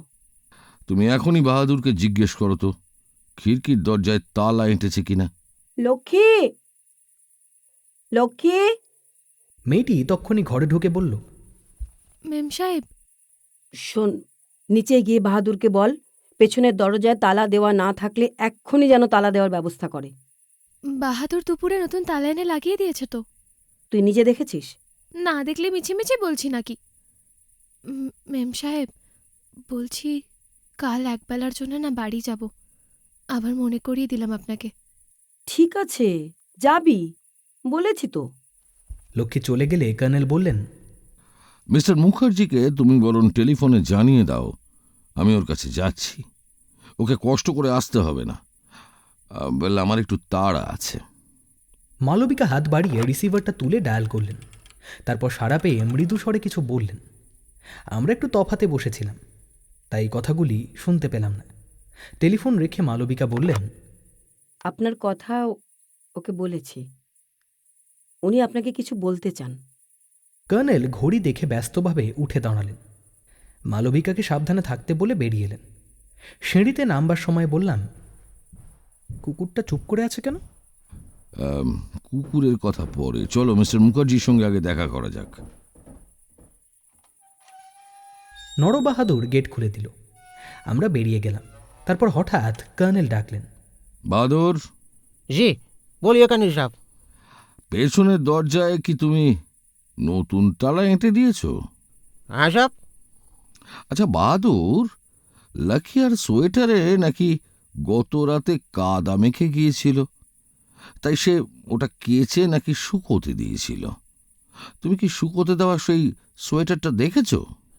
ও লাল রঙের সোয়েটার, লেকিন হ্যাঁ হ্যাঁ হ্যাঁ, লক্ষ্মীয়া বলেছিল ওই সোয়েটারে বহুত ময়লা লেগেছে, ধুলেও নাকি সাফা হচ্ছে না। তা আমি বললাম যে এক নয়া সোয়েটার মঙ্গা লো, মেম সাহেবকে বলো। তাহলে তুমি সোয়েটারটা শুকোতে দেখোনি, তাই তো? ও সাহেব কোথায় শুকা করবে, বাড়িতে এখন যা ধূপ পড়ে ওই গিরেজের সামনে পড়ে, শুকা করতে দিলে আমি তো দেখতে পাবো। বহুত ফান্দিয়া লক্ষ্মীয়া আছে, আপনি জানেন না, বহুত হারামি আছে। প্রেম সাহেবের কাছে নতুন সোয়েটার লিবে, তাই জন্য ধুচ্ছে না। কর্নেল সংকীর্ণ ফুটপাতে হন্তদন্ত হাঁটতে থাকলেন। লক্ষ্মীরানীর সোয়েটার নিয়ে ওর এত মাথা ব্যথার কারণ কি বুঝতে পারলাম না। হঠাৎ কর্নেল সেই সরু কানা গলিতে ঢুকে আসতে বললেন, চুপচাপ এসো, এমনভাবে পা ফেলবে যেন কেউ শুনতে না পায়। ওর মতন পা টিপে টিপে এগিয়ে তারপর বাঁ দিকে ঘোরার সময় কর্নেল পকেট থেকে খুদে টর্চ বার করে পায়ের কাছে আলো ফেললেন। ফিসফিস করে বললেন, ওবেলা এসে বটগাছের শেকড়ের ফাঁকে একটুখানি চোখে পড়েছিল। তখন ভেবেছিলাম একটা লাল রঙের ন্যাকড়া টুকরো। তুমি এখানে দাঁড়াও, আমি আসছি।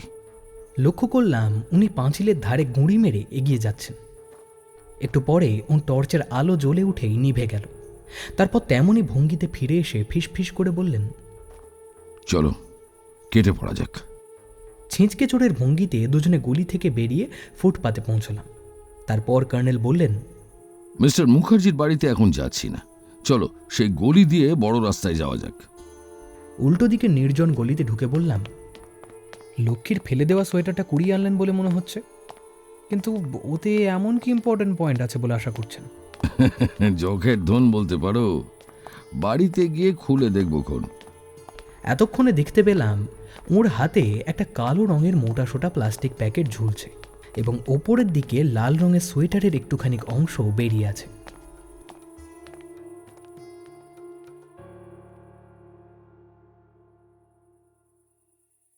ট্যাক্সি চেপে এলিয়ট রোডে কর্নেলের অ্যাপার্টমেন্টে পৌঁছতে 6:30 বেজে গেল। ষষ্ঠীচরণকে কড়া কফির হুকুম দিয়ে কর্নেল প্লাস্টিকের প্যাকেট থেকে সাবধানে যেমন তেমনভাবে ভাঁজ করে ঢোকানো লাল ফুলহাতা সোয়েটারটা বার করলেন। তারপর সোয়েটারের ভাঁজ খুলতেই বেরিয়ে পড়ল 100 টাকার নোটের 5টা বান্ডিল। প্রতি বান্ডিলে ক্লিপ আঁটা এবং ব্যাংকের ছাপানো স্লিপ সাঁটা আছে। দেখা মাত্র বলে উঠলাম, 50,000 টাকা! কর্নেল বাক্সের নাম দেখে নিয়ে দ্রুত টেবিলের ড্রয়ারে নোটের বান্ডিলগুলো ঢোকালেন। তারপর সোয়েটারটা আগের মতন কালো প্লাস্টিকের থলের ভেতর ঠেসে দিলেন। অবাক হয়ে তাকিয়েছিলাম। এবার বললাম, আপনি কি করে জানলেন? খানিকটা অনুমান, খানিকটা অঙ্ক ডার্লিং। চোরের ওপর বাটপাড়ি। টাকাগুলোয় পচা পাতা আর জলকাতার ছাপ লেগে আছে, তার মানে মিস্টার সিনার হাত থেকে ওগুলো ছিটকে পড়েছিল। যাই হোক, 50,000 টাকা কম কথা তো নয়। কেন এত টাকা সিনা সাহেব শুক্লাকে দিতে গিয়েছিলেন, এটাই আপাতত গুরুত্বপূর্ণ প্রশ্ন। শোনো, তুমি এই জখের ধনটি পাহারা দাও, কফি খেয়ে আমি একা বেরোবো। আমি না ফেরা পর্যন্ত যেন কিছুতেই এখান থেকে নড়ো না। যত রাতই হোক তুমি থাকবে, সুযোগ পেলে আমি ফোন করব। এমন হতভম্ব হয়ে গিয়েছিলাম যে কি বলবো ভেবে পাচ্ছিলাম না।